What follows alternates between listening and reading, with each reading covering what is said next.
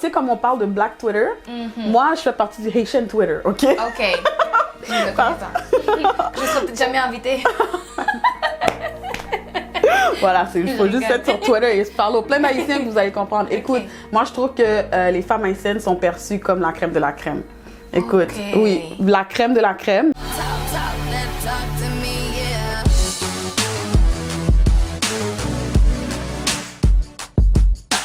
Oh hey, how you doing? Comment ça va? Bienvenue au Woman Talk That Talk, discussion entre femmes. Jodia, nous pralapran, yontikal, non kilti, haïtienne non, avec Sly Toussaint, fondatrice du centre Toussaint, un centre qui est dédié à la promotion, à la divulgation, à la valorisation de la culture haïtienne. Mais avant, n'oubliez pas de vous abonner si vous n'êtes pas déjà abonné, de nous laisser une évaluation sur notre compte iTunes si vous écoutez en podcast et de partager cet épisode. Hey Sly, how you doing? I'm good and you, Sarah? Ça va? Bienvenue au Woman Talk That Talk. Merci de me recevoir, j'apprécie énormément. Ça me fait plaisir, j'adore ta coupe. Ah, merci! Vraiment, j'aime bien les petits que t'as mis au milieu, là, ça fait un petit statement. Merci beaucoup. Black Queen, you know how we do? Black Queen, we know how we do. Kudos de COVID. La question de base. Qui est Sly Toussaint? Est-ce que Sly, c'est vraiment ton prénom? C'est mon AKA, c'est pas mon vrai nom, mais tout le monde m'appelle comme ça, même mes amis à l'école, même mes parents, même des fois les professeurs à l'école, tout le monde m'appelle Sly.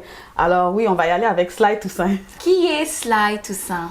Je suis Sly Toussaint, fondatrice du Centre Toussaint, un centre dans lequel on fait la promotion de la culture haïtienne.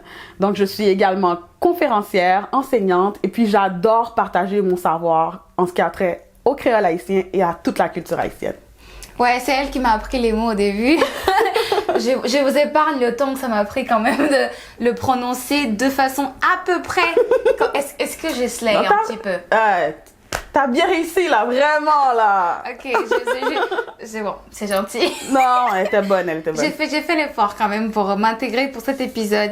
Donc cela a été conférencière, oui. Et aussi femme entrepreneur. Oui. Est-ce que tu vis de ça ou c'est un... Oui, je vis entièrement de ça en ce moment. Oh nice! Avec le centre Toussaint? Oui. Wow! Mais faut dire que c'est pas comme si ça me permet de vivre une belle vie là pour le moment, mais pour un début ça va. Mais c'est super bien, tu vas nous en parler un peu plus plus tard. Mais moi je veux parler un peu de Sly, ton enfance, l'éducation. Bien sûr. Parce que, est-ce que tu es née déjà à Montréal? Oui. Ok. Oui, je suis née ici à Montréal de 0 à 9 ans. J'étais ici, donc j'ai fait mon école primaire ici, j'ai fait ma maternelle. J'ai été à l'école de la fraternité, Sainte-Gertrude, represent. Et puis quand j'ai eu 9 ans, c'est là que je suis partie en Haïti. Ok. Parce qu'il y en a qui font l'inverse en fait. Ils sont nés sur place et ils viennent, d'accord. Oui. Et quand t'es retournée, t'es restée combien de temps? Je suis restée 7 ans là-bas. Wow! Ouais, donc vraiment, j'ai fini mon primaire et j'ai fait tout le début, jusqu'à secondaire 4 en Haïti. Donc une bonne partie du secondaire également. Ah ouais, parce que là, c'est quand même le moment où tu te fais tes premiers vrais amis. Exact. Tu crées des liens, des souvenirs dont tu peux t'en rappeler toute ta vie en fait. Et est-ce que c'est de là où c'est venu cette passion pour vouloir promouvoir la culture haïtienne au-delà de l'Haïti? En fait, quand j'étais ici à Montréal, ce qui se passe, c'est que j'étais souvent la noire, ok? Donc, c'est très facile d'être la noire. Mettons, j'ai toujours aimé danser et chanter, et dans les Spice Girls, j'étais la noire, tandis que les autres, ils regardaient un peu leur personnalité. Est-ce que tu es sportive? Est-ce que tu es comme ci? Est-ce que tu es comme ça? Moi, c'était pas comme ça. J'étais la noire, alors j'étais la noire du groupe, et ça s'arrêtait là, tout le temps. Donc, pour moi, pour me définir au-delà de ma couleur de peau, c'était pas très facile. Mais quand je suis partie en Haïti, on était tous noirs. Right. Alors là, c'est là que j'ai vraiment appris à me définir en tant qu'être humain, savoir un petit peu qu'est-ce qui me rend différente des autres, qu'est-ce qui me rend unique dans ma personnalité. En plus de ça, j'ai appris énormément sur ma culture, sur mes parents, où est-ce qu'ils se sont rencontrés, où est-ce qu'ils ont vécu, mes grands-parents, mettons voir la maison dans laquelle ma mère, elle a grandi, de savoir que en fait, tous mes ancêtres étaient sur cette même terre-là, il y a des générations et des générations. Moi, je pense que c'est quelque chose qui m'a vraiment allumée. Donc, j'avais vraiment un engouement pour tout apprendre, pour tout savoir, pour tout connaître. J'ai été visiter des parties d'Haïti que même des Haïtiens n'ont pas été visités parce que comme un peu, on est chez soi, on est confortable, on est à l'aise. Moi, j'ai été visiter partout dans le pays, j'ai été connaître le monde, je posais beaucoup de questions. Donc, c'est vraiment quelque chose qui m'a allumée. Ça, c'est certain. Donc, du coup, tu es revenue habiter à Montréal, tu es allée au cégep. Oui. Comme le parcours scolaire normal. J'ai fait l'université également. J'ai un bac en administration des affaires du HEC Montréal. J'ai été vivre à Toronto 3 ans par la suite parce que je voulais vraiment élargir mes horizons, améliorer mon anglais, des choses comme ça. Après, je suis revenue à Montréal parce que tous mes amis et puis ma famille se trouvent ici. Donc, je me suis dit, Montréal, c'est la maison. Nice. Mais moi, un truc qui m'intéresse après, c'est peut-être... Je sais qu'il y a des similitudes avec la culture africaine. Oui. Mais genre l'éducation à la maison, parce que tu as quand même vécu jusqu'à 9 ans et après tu es allée là-bas. Donc l'éducation, à mon avis, est-ce que c'était différent? Est-ce que tu as eu un choc de culture ou pas du tout? Oui, j'ai eu un énorme choc de culture. Parce que à la maison, c'est clair que mes parents me parlaient en créole. OK? Mais moi, je répondais tout le temps en français. J'étais gênée, j'étais pas sûre des mots de vocabulaire, j'avais pas l'accent. Puis ma sœur, elle écoutait tout le temps du compas à la maison. Moi, je disais, ah non, j'aime pas ça. Moi, c'était Britney Spears, NSYNC dans le temps. C'est ce que j'écoutais. Mes parents, ils écoutaient des trucs à la radio haïtienne et tout. Et moi, non, vraiment, c'était Radio Enfer. Et c'était c'est des trucs québécois à 100%. Donc, j'étais pas... c'est comme si, je pense que c'est un peu comme ça pour tout le monde. Parce que quand j'allais à l'école, je voyais des Asiatiques, je voyais des Africains, je voyais des Français. Mais on dirait qu'à l'école, on était tous Québécois. Et puis quand on rentrait à la maison, c'est là qu'on avait un aspect de la culture, de notre propre culture, tu vois. Donc, c'est pas quelque chose que j'avais nécessairement poussé. C'est pas quelque chose non plus que mes parents ils disaient, OK, Sly, viens t'asseoir ici. Chaque samedi, je vais te montrer quelques mots de créole. Non. Moi, je connaissais des mots de base. Et puis, souvent, c'est des mots pour te chicaner. Donc, al baigner, va te prendre ton bain. Al chita, va t'asseoir. Al dormir, va dormir. Donc, c'est toujours des ordres, des trucs plutôt négatifs des fois. Mais vraiment, quand je suis allée en Haïti, c'est là que c'est comme une porte qu'on a en soi qui n'est pas totalement ouverte. C'est vraiment ça. OK. Tu fréquentes un peu les Africains ou pas? Pas beaucoup. Pas énormément. Ouais. Donc, tu saurais pas me dire s'il y a des similitudes avec... Oui, il y a des similitudes. Ça, je saurais te dire purement de niveau historique. Déjà, il faut le dire que les Haïtiens viennent d'Afrique. Hein? J'espère que je vous apprends rien ici. Qu'on a cette couleur de peau-là, écoute, on est tous afro-descendants. J'ai une petite question, parce que c'est une question qui me trotte beaucoup à l'esprit, genre, je n'ose pas demander. Mais est-ce que l'Haïtien, toi en tant qu'Haïtienne, tu sais qu'il y a des origines qui viennent d'Afrique, donc afro-descendantes, mais si quelqu'un te dit, genre, moi je te dis, t'es africaine, toi tu vas dire non, je suis pas africaine, je suis haïtienne? Ben, bien sûr que non. Je pense que certaines personnes vont dire ça parce que, comme ils disent, il y a une différence entre... Parce que la personne, ça dépend, elle veut savoir à quoi tu fais référence. Je pense que les gens qui disent non, non, non, c'est plutôt pour mettre un certain accent sur leur nationalité. Tandis que quand vous, ou bien n'importe qui dirait, toi t'es africaine, ou quelqu'un me dirait ça, ce serait simplement pour mettre le point sur, disons, tes ancêtres. Donc, c'est juste ça. Mais c'est pas une histoire genre de haine, les Africains nous ont vendu, des choses comme ça qu'on peut entendre dans certaines communautés. C'est vraiment, j'ai déjà entendu ça. Je sais pas, toi aussi, je pense que oui. Oui, c'est clair. Mais ça n'a rien à voir, c'est juste une histoire d'identité nationale, appartenance au pays. Exact.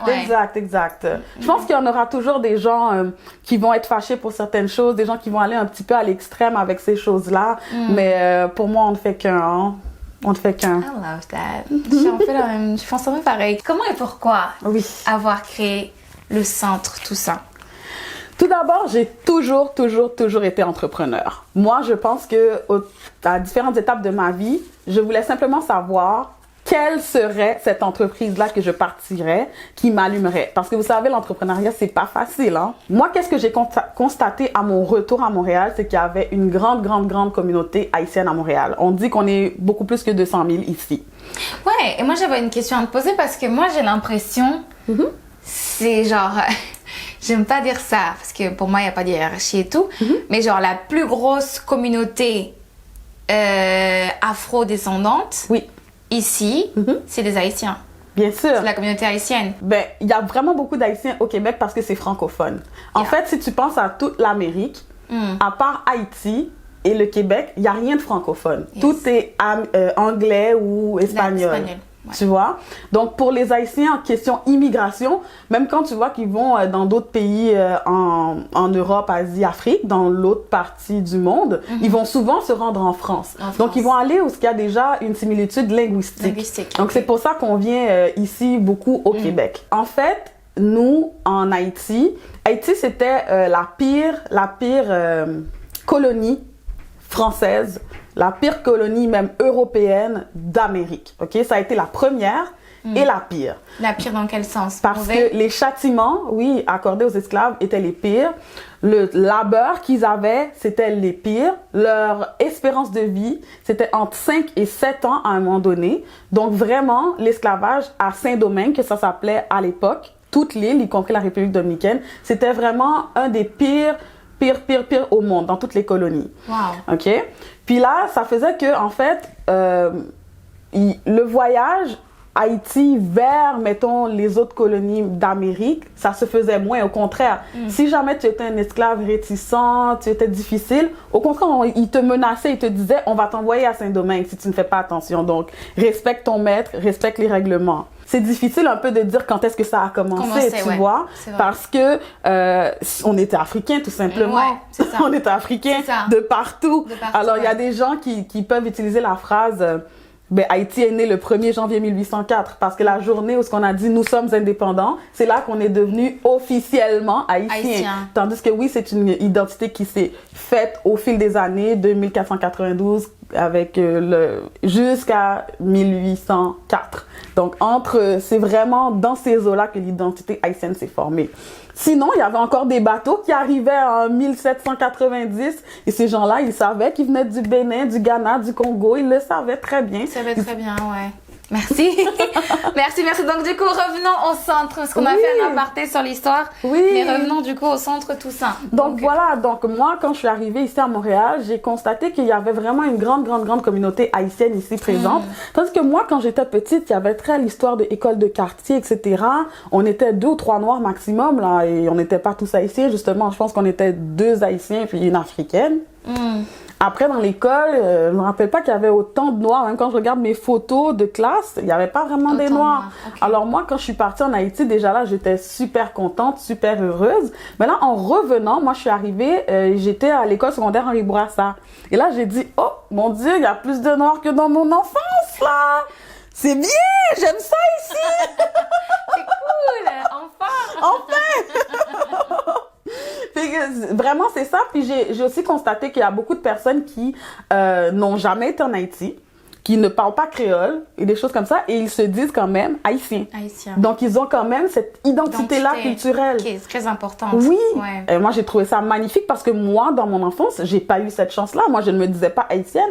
Je ne me disais même pas canadienne. Je me disais québécoise, montréalaise, et sans plus. C'est comme si mon monde était beaucoup plus refermé sur moi-même, tu vois, sur mon innocence d'enfance.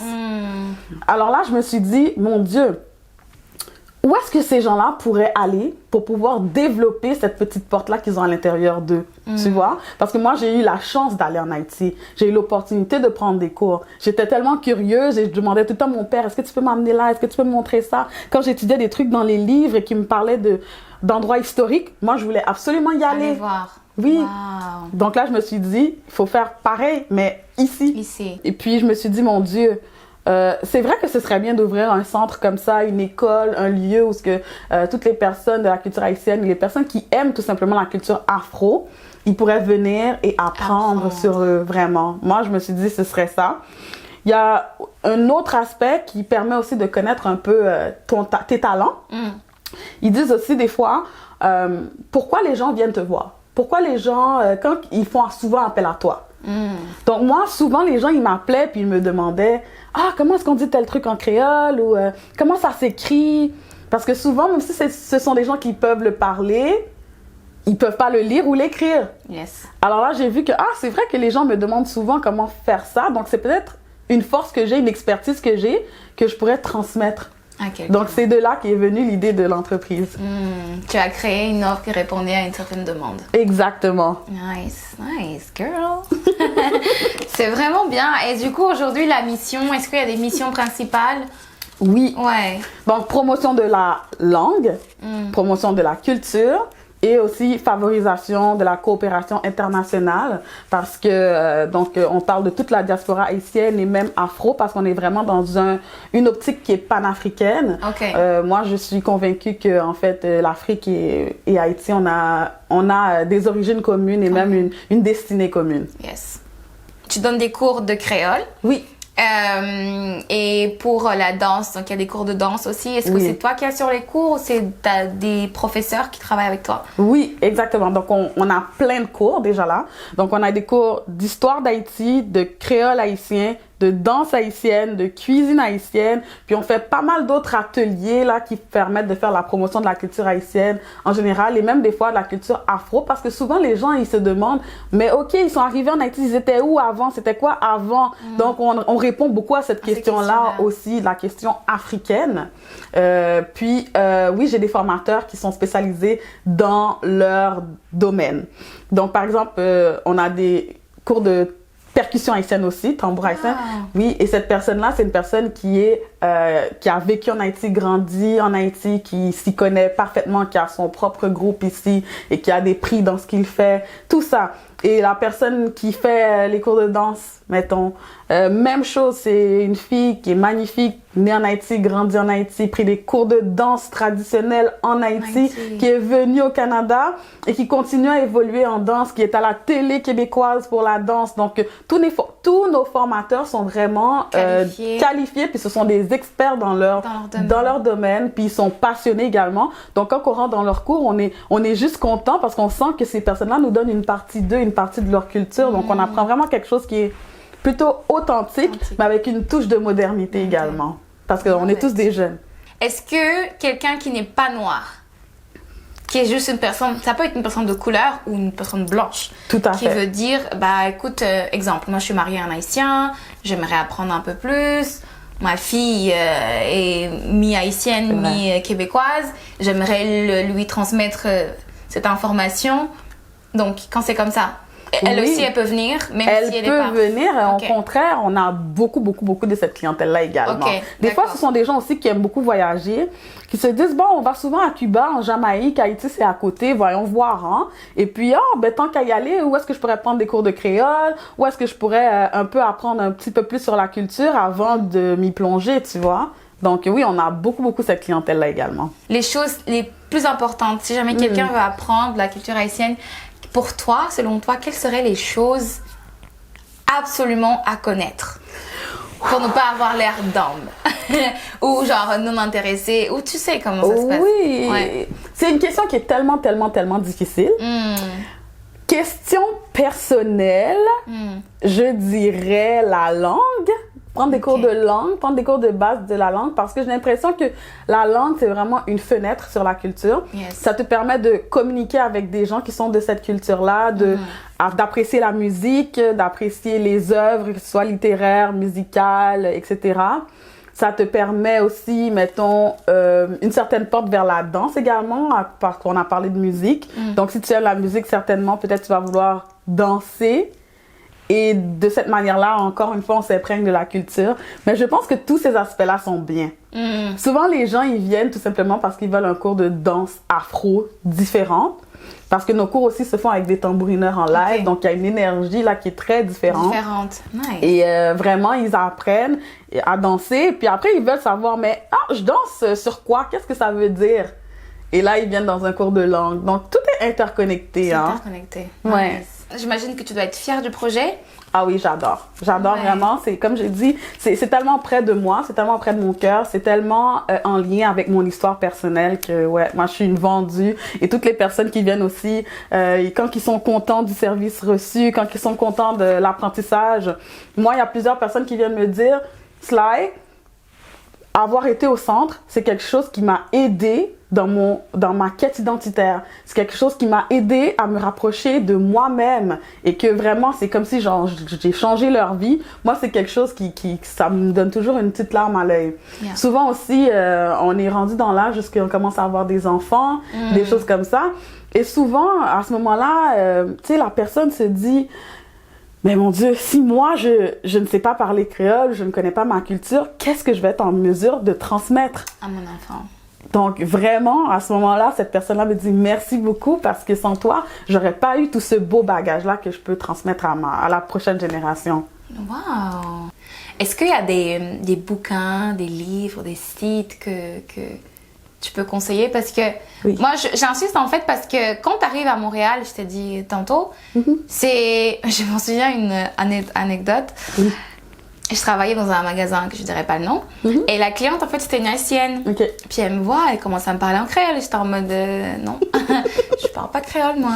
Puis elle me dit, ah, tu viens de la France? Je viens de la France, mais je suis angolaise. Non? Puis elle me dit, ah, ok, bah du coup, je sais pas, dimanche, je vais à l'église, un truc comme ça.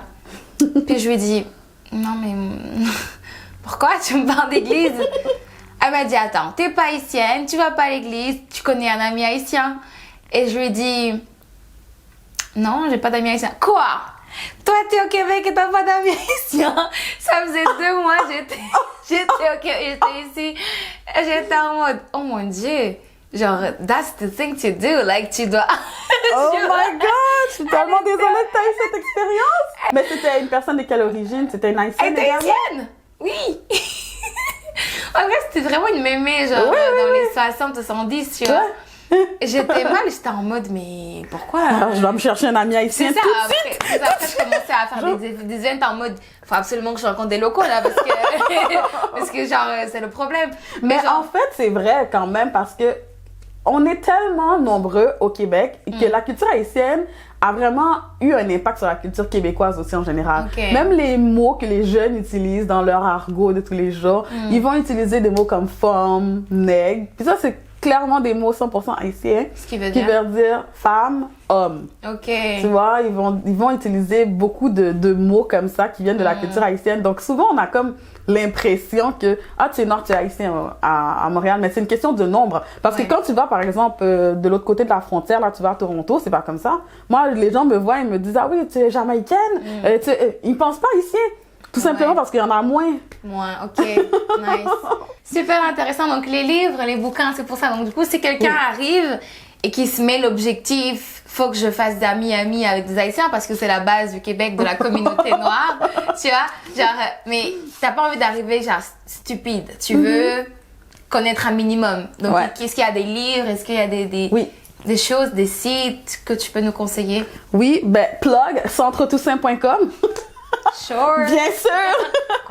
Donc, parce que si vous allez sur centretoussaint.com/outils, nous, on a mis une liste qui comprend plus de 40 liens dans lesquels vous allez voir des dictionnaires, des lexiques, des livres, des films, des podcasts, des choses comme ça qui sont en lien avec la culture haïtienne. Et également, moi, je recommande à 1000% la librairie Racine, qui se trouve sur Saint-Hubert, parce que là-bas, ils ont vraiment, vraiment beaucoup de livres sur la culture haïtienne, sur la culture afro. D'ailleurs, 90 à 95% de leur inventaire, ce sont des auteurs racisés. Donc, il y a vraiment beaucoup de choses à apprendre là-dessus. Nice. Du coup, c'est une chaîne quand même de femmes. You know, I have to vous poser la question. Je vais faire un franglais. Comment c'est d'être une femme, noire, haïtienne, à Montréal, au Québec, au Canada? A lot of layers. C'est layers, hein? Oui, mais vraiment, moi, je pense que être une femme noire haïtienne au Québec, c'est beaucoup de trucs intersectionnels, comme ils disent là. Voilà. C'est très, très, très particulier. Je pense qu'on a vraiment quelque chose d'unique que même une femme haïtienne en Haïti n'est pas comme ça. Une femme haïtienne à New York n'est pas comme ça. Vous voyez, parce que j'ai l'impression que on vit dans une société qui est totalement différente, qui est francophone, qui est laïque, qui vient avec son lot d'histoire, son propre bagage. Donc, je pense que c'est révolutionnaire à un autre niveau. Tu vois ce que je veux dire? Ouais. On veut tellement être différents les uns des autres. Puis au lieu de s'attarder à un peu qu'est-ce qui nous rend commun, on essaie toujours de voir qu'est-ce qui nous rend différents. OK, toi, tu es comme ci, moi, je suis comme ça. Toi, tu parles telle langue, moi, je parle telle langue. Ouais. Donc, je pense que c'est vraiment comme un peu un acte révolutionnaire d'être capable d'être... de savoir qui on est, mais tout en restant ouvert, tout en restant, en voulant intégrer l'humanité des gens à ce qu'on est, aller chercher un petit peu. Je pense que c'est ça, vu qu'au Québec, on a tellement d'aspects en nous, que j'ai l'impression qu'on a davantage cette ouverture d'esprit-là, qu'on a davantage cette vision globale du monde qui nous permet d'être comme des femmes piliers, je pense, tout simplement. Des femmes piliers au sein de la communauté? Oui, au sein de la communauté, tout à fait. Dans le sens où on comprend plus de choses, on voit plus de choses, on est au centre de plusieurs choses. C'est comme si le débat du racisme, on est là. Le débat du féminisme, on est présente. La question linguistique, on est présente, tu vois. Donc, on a tellement d'aspects, on a tellement de charges aussi, on a beaucoup de responsabilités. Donc, j'ai l'impression que ça nous rend plus fortes, que ça nous rend plus complètes, ça nous rend plus aware, c'est quoi le mot en français? Consciente. Consciente, oui, ouais. ça nous rend plus consciente du monde dans lequel on vit. Le Black Love, how is it? Est-ce que, parce que... Black Love. C'est pas... J'aime poser la question parce qu'on est dans l'ère, tu sais, en ce moment, Black Love, c'est un peu la mode, Black Love, oui. Love. Mais c'est comment est-ce que la femme haïtienne, elle est perçue par l'homme haïtien? C'est une question que j'avais pas prévue ici, mais c'est bien, j'adore cette question. Écoute, moi, genre, tu sais, comme on parle de Black Twitter, moi, je fais partie du Haitian Twitter, OK? OK. Je ne le connais pas. Je serais peut-être jamais invitée. Voilà, il faut juste être sur Twitter et se parler aux plein d'Haïtiens que vous allez comprendre. Écoute, moi, je trouve que les femmes haïtiennes sont perçues comme la crème de la crème. Écoute, oui, la crème de la crème. Toujours les femmes qui sont à l'écoute, les femmes qui sont présentes, les femmes qui aiment leurs hommes, peut-être même trop. Moi, c'est là que je vous dirais attention. Trop.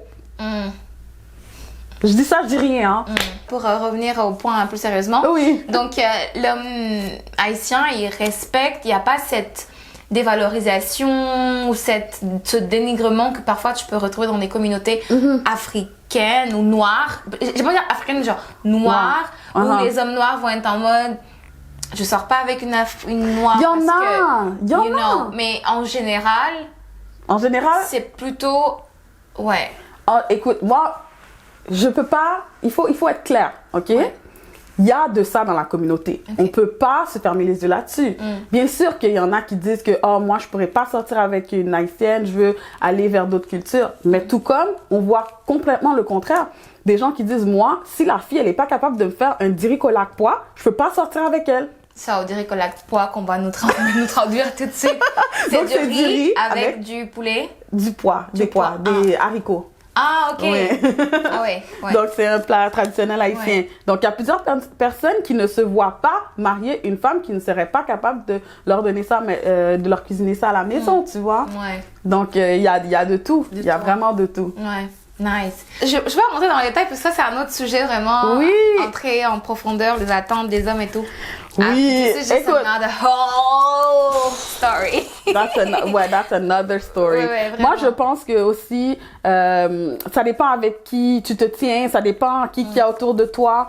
Moi, j'ai vraiment la chance d'être entourée de personnes qui sont positives, de personnes qui savent qui ils sont, des personnes qui savent d'où ils viennent. Puis ces personnes-là, ben, ils sont vraiment bien avec leur culture, ils sont vraiment bien avec leur mère et leurs frères et leurs sœurs et leurs cousins et leurs cousines. Donc, pour eux, ça leur fait plaisir de trouver une femme dans la communauté. Et puis, si jamais ils trouvent pas une femme dans la communauté, ben ils vont jamais aller dire les femmes haïtiennes, quoi que ce soit. Non. Moi, j'ai pas de ça. Je connais plusieurs personnes autour de moi qui sont en couple mixte. Et puis, ce sont des personnes que et l'homme et la femme, peu importe leurs origines, sont très, très, très à fond dans la culture haïtienne également. Ok. Est-ce que c'est très communautaire? C'est-à-dire? Est-ce que c'est très difficile d'y entrer dans la communauté? Parce que il y a le côté gentil, genre, ah, gentil, genre, t'es ma pote, genre, de loin, genre. Ouais. Mais de te laisser entrer dans le cercle, est-ce que c'est difficile? Je dirais que non. Ok. J'ai plusieurs amies africaines Ok. et plusieurs amies qui sont aussi arabes, tunisiennes et tout, Ok. qui sont très, très, très bien vues, Bien acceptées, accueillies. bien accueillies. Ok. Oui, elles parlent créole, elles mangent de la bouffe haïtienne, etc. Et vraiment, elles sont très, très, très acceptées, très bien accueillies. Non. Donc, je pense que la culture haïtienne est très chaleureuse. Chaleureuse. Nice. Ça rejoint un peu la culture africaine. Mais je voulais juste confirmer. Parce qu'on est, donc, au fond, on est tous des Africains. On est tous des Africains. Nice. Écoute, on arrive à la fin de cette superbe discussion. Oui. J'ai appris tellement de choses. Je te remercie d'être aussi ouverte et aussi spontanée. Oui. Et j'aime vraiment beaucoup. Ça a été super cool. Un petit message que moi, je pourrais dire, c'est tout simplement, c'est bien l'ouverture vers les autres cultures, jamais au détriment de la sienne. Si je pourrais dire ça comme ça. Moi, je trouve que c'est magnifique manger des spaghettis, des linguini, des sushis et s'habiller en Prada ou en je ne sais pas quoi, porter du wax africain, tout ce qu'on veut. Au niveau de la musique, on écoute du reggaeton, etc. Donc, moi, je trouve que c'est magnifique, cette ouverture sur le monde. Je trouve que ça fait partie de la richesse humaine, mais ça ne veut jamais dire qu'il faut négliger qui on est, d'où on vient soi-même. Donc, n'hésitez pas à apprendre votre culture, d'apprendre la culture haïtienne si vous êtes d'origine haïtienne, si vous êtes en couple avec des Haïtiens, etc. Et si vous ne l'êtes pas, ben vous êtes également bienvenus parce que nous, on vous ouvre la porte grande ouverte. Pour la partie jeu de cet épisode, tu vas piocher là-dedans. Tu as en fait 3 catégories. Genre, tu vas voir par les petits, tu as un smiley, tu as une petite étoile et un petit cœur. Donc, tu dois piocher un des 3, un de chaque. Et puis, lire ce qu'il y a dedans. C'est souvent une action ou une phrase à compléter ou quelque chose. OK. Donc, un smiley pour commencer. Ça me dit Instagram ou Twitter. Twitter all day. Je dois expliquer? Non, Non. pas besoin. Twitter all Moi, day. j'ai du mal avec Twitter. Ah oui, pourquoi? J'arrive jamais. Parce que t'as je sais pas jamais. d'amis sur Twitter. Ouais, that's true. I'm gonna lie, je vais pas mentir, c'est vrai. Mais de 2, c'est aussi parce que je sais jamais quoi tweeter. Écoute, la beauté, c'est pas seulement dans ce qu'on tweet, mais ce qu'on voit, dans ce qu'on retweet, de ce que les gens tweetent également. Donc, tu peux prendre un deuxième. Là, un cœur. Ok. Ah, génial. Argent ou amour? Les deux. Pourquoi choisir? Non, je comprends pas. Si jamais tu avais à choisir un seul, Oh mon Dieu. la seule option, on te dit argent ou amour. Amour, c'est, on va dire la belle chose.